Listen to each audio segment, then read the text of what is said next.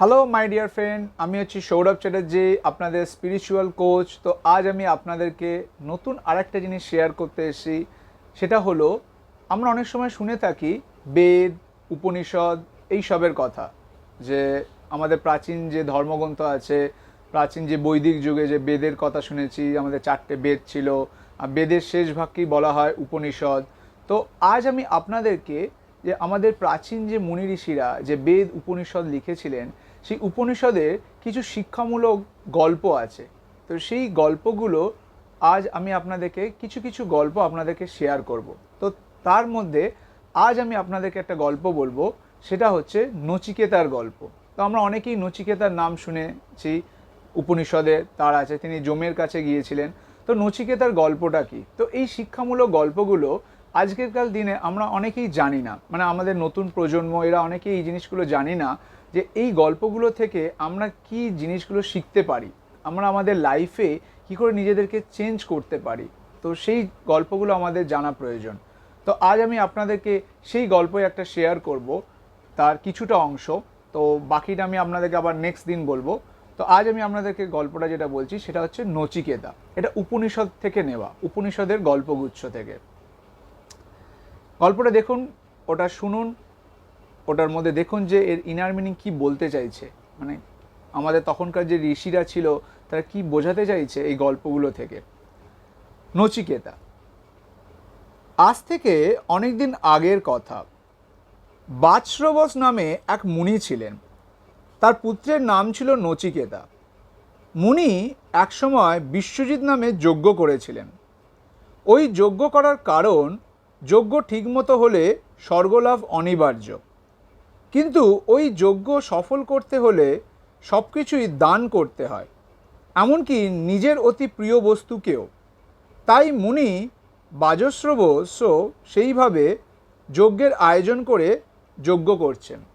তো এখানে আমরা অনেক দিন আগের কথা বলছেন, যেখানে ব্রজ মানে বাজশ্রবস নামে একজন মুনি, তিনি যজ্ঞ করছিলেন। তার কারণ হচ্ছে স্বর্গলাভ করার জন্য। তো সেই যজ্ঞের নিয়ম হচ্ছে যে তার প্রিয় সমস্ত বস্তুগুলো কিন্তু যজ্ঞে আহুতি দিয়ে দিতে হবে। তো কারণ যজ্ঞের ওটাই নিয়ম। যজ্ঞ শেষ হয়ে গেলে ঋত্বিক ও সদস্যদের দক্ষিণা দেওয়ার বিধি আছে। যখনই যজ্ঞ শেষ হয়ে যায়, তো আমরা পুরোহিত, পণ্ডিত, ঋত্বিক এদেরকে আমাদের কিছু দক্ষিণা দিতে হয়। সেই রীতি প্রাচীনকাল থেকেই চলে আসছে। যারা ব্রতী হয়ে যজ্ঞ সম্পন্ন করেন তাদের নাম ঋত্বিক। তো যারা যে যজ্ঞটা করে ব্রতী হয়ে, ব্রত নিয়ে যজ্ঞটা করছে, তো তাদেরকে আমরা ঋত্বিক বলে থাকি। আর যারা যজ্ঞের কাজ ঠিকভাবে হচ্ছে কি না তা দেখেন, তাদেরকে বলা হয় সদস্য। আর যারা যজ্ঞের কাজ ঠিকঠাক হচ্ছে কি না সেটা দেখে, তো তাদেরকে বলা হয় সদস্য। এই ঋত্বিক ও সদস্যদের দক্ষিণা না দিলে এত খরচ করে যজ্ঞ করেও তা কিন্তু নিষ্ফলই হয়ে যায়। যদি আমরা ঋত্বিক বা সদস্যদের যদি কিছু দক্ষিণা না দিই, তো আমরা যত টাকাই খরচ করি না কেন যজ্ঞে, সেটা অ্যাকচুয়ালি ব্যর্থই হবে। তাই ঋষিও সেইভাবেই যজ্ঞ শেষে দানের আয়োজন করেছেন, দানের কাজও শুরু করেছেন। তার সেই দান সামগ্রীর মধ্যে যে সকল জিনিস আছে, তার মধ্যে আছে অনেকগুলি গাভীও। কিন্তু গাভীগুলির অবস্থা মোটেই ভালো নয়। তো উনি যে যে দান করার ব্যবস্থা করেছেন, তো তার মধ্যে কিছু গাভী আছে, গরু, কিন্তু যাদের সেই গরুগুলোর কন্ডিশন খুব একটা ভালো না, কিন্তু সেগুলি বুড়ো হয়ে গেছে, ঠিকমতো ঘাস বা খড় খেতে পারে না, জলও খেতে পারে না। তাদের আর সন্তানের জন্ম দেওয়ার ক্ষমতাও নেই, দুধ দেওয়া তো অসম্ভব ব্যাপার। গাভীগুলির ওই রকম অবস্থা দেখে ঋষির পুত্র নচিকেতা খুব উদ্বিগ্ন হয়ে উঠলেন। তো গাভীগুলোর কন্ডিশন দেখে ঋষির যে পুত্র নচিকেতা, বাচ্চা ছেলে যে নচিকেতা, সে খুব চিন্তা করতে লাগলো। যদিও তিনি বয়সে অল্প, তবুও শাস্ত্রজ্ঞানী, পিতৃভক্ত, শ্রদ্ধাশীল, বিনয়ী ও ব্রহ্মচারী। তো নচিকেতা বয়সে অল্প হলেও তার মধ্যে এই গুণগুলো কিন্তু ছিল।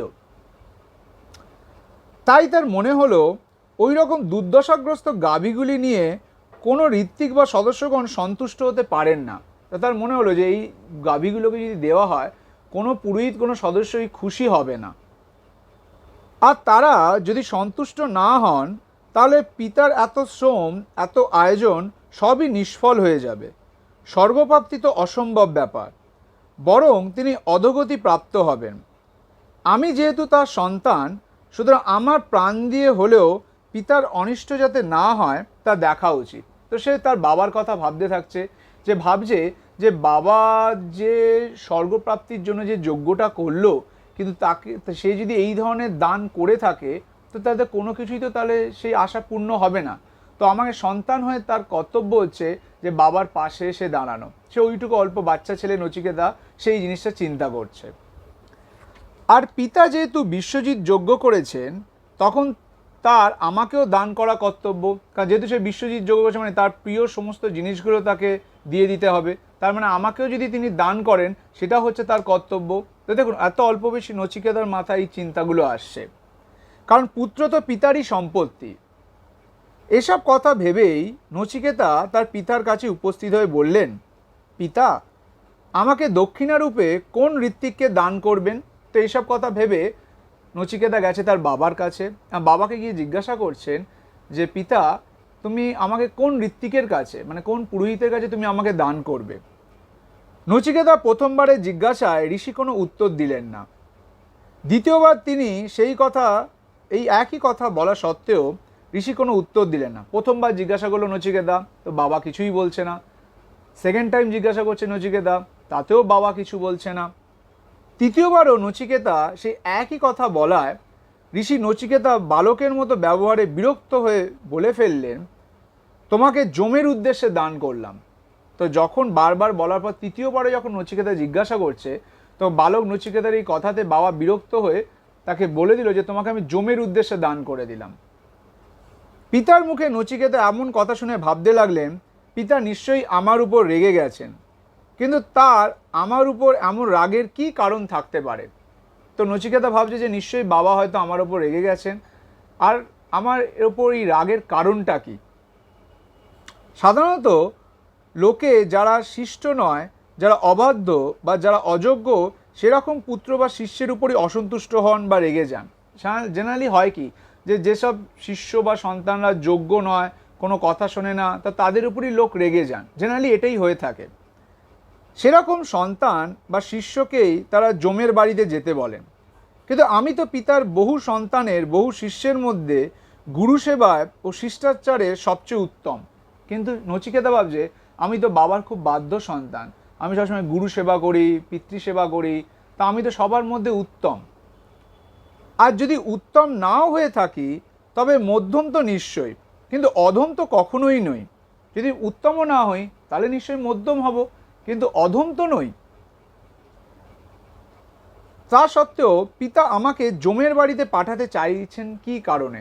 তাহলে তা সত্ত্বেও বাবা আমাকে যমের কাছে কেন যেতে বলছেন, যমের বাড়িতে কেন পাঠাতে চাইছেন? আমাকে দিয়ে যমের এমন কোন প্রয়োজন সফল হবে? নিশ্চয়ই পিতা কোনো প্রয়োজনের কথা না ভেবেই আমাকে যমালয়ে যেতে বলেছেন। যা হোক, পিতা যখন আদেশ করেছেন, তখন তা আমি অবশ্যই পালন করব। তো ও ভাবলো যে নিশ্চয়ই বাবা হয়তো কোনো ভেবে বলেছে কি না ভেবে বলেছে, সেটা তার কনফিউশন ছিল নচিকেতার। কিন্তু সে বলে, বাবা যখন আদেশ করেছে, তো ডেফিনেটলি আমি সেখানে যাব। তো নচিকেতা যমের বাড়ি যাবে। তারপর নচিকেতা আরও ভাবেন, আমি যমালয়ে চলে যাওয়ায় পিতা যদি পুত্র বিয়োগের কারণে দুঃখ পান বা যেতে অনুমতি না দেন, তাহলে তো তিনি সত্যভ্রষ্ট হবেন। আবার নচিকেতা এটাও ভাবছে যে আমি যদি যমালয়ে চলে যাই, তো বাবা যদি এবার পুত্র শোকে যদি দুঃখ পায়, বা তিনি যদি প্রাণ ত্যাগ করেন, তাহলে তার তো সত্য যে কথা দিয়েছেন, যেটা তার সত্য যে ভ্রষ্ট হয়ে যাবেন তিনি, সেটাও ভাবছে নচিকেতা। কারণ যে জিনিস একবার দান করে দেওয়া হয়, তাকে তো আর ফিরিয়ে নেওয়া যায় না। যে জিনিস একবার আমরা দিয়ে দিই, সেই জিনিসটা তো কখনো ফেরত নিয়ে আসা যায় না। তাই তিনি পিতাকে বললেন, আপনার যারা পূর্বপুরুষ তারা কী রকম আচরণ করেছেন তা চিন্তা করে দেখুন। তাই তখন তিনি নচিকেতা বলল তার বাবাকে যে আপনার যারা পূর্বপুরুষ ছিলেন, তারা কিভাবে আচরণ করতেন সেটা একবার আপনি ভেবে দেখুন। বর্তমানকালে সাধু সজ্জনগণেরা কী রকম আচরণ করছেন তাও ভেবে দেখুন, এবং তাদের আপনি অনুসরণ করুন। এই সংসারে মানুষের জীবন অনিত্য, ক্ষণস্থায়ী। তো এই সংসারে মানুষের জীবন খুব ক্ষণস্থায়ী, এই আছে এই নেই, সবই টেম্পোরারি এই জগতে। মানুষ শস্যের মতো বারবার জন্মায় ও মরে।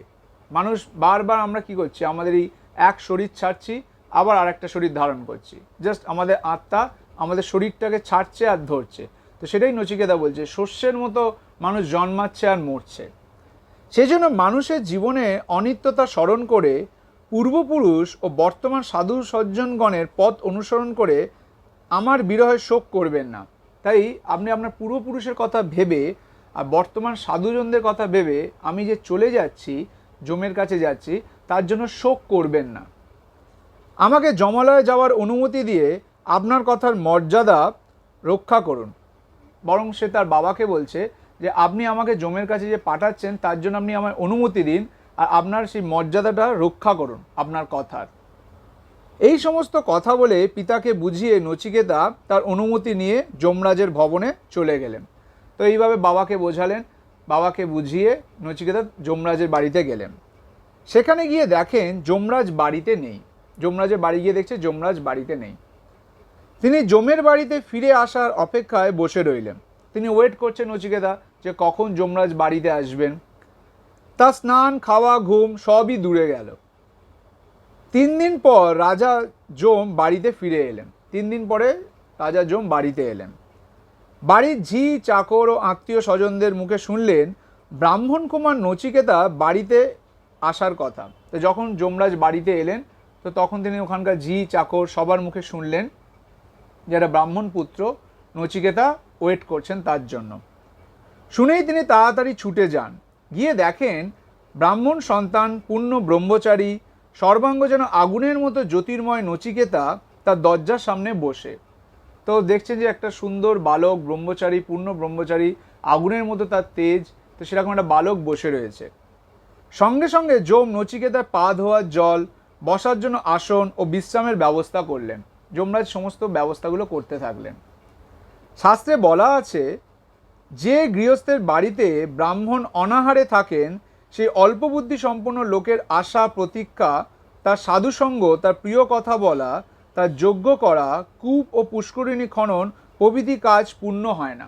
শাস্ত্রে লেখা আছে যে কারুর বাড়িতে যদি কোনো ব্রাহ্মণ যায়, সে যদি অনাহারে থাকে, তো সেই অল্প বুদ্ধি সম্পন্ন লোকের আশা, আকাঙ্ক্ষা বলুন, সাধুসঙ্গ বলুন, যাই কিছু করুক না কেন, কোনো কিছুই পূর্ণ হয় না, সফল হয় না যদি কোনো ব্রাহ্মণ অনাহারে থাকে তার বাড়ি গিয়ে। পরন্তু ব্রাহ্মণের অনশনের পাপে তার পুত্র, পশু সবই নষ্ট হয়ে যায়। বরং ব্রাহ্মণ যদি অনাহারে থাকে তো তাহলে বরং তার পুত্র, সেই ফ্যামিলির বা তার পশু সবাই কিন্তু নষ্ট হয়ে যায়। শাস্ত্রে এই কথা লেখা আছে। যম নচিকেতাকে এ কথা বলেই বললেন, হে ব্রাহ্মণ, তুমি আমার অতিথি এবং ব্রাহ্মণ, সেজন্য আমার নমস্কারের যোগ্য।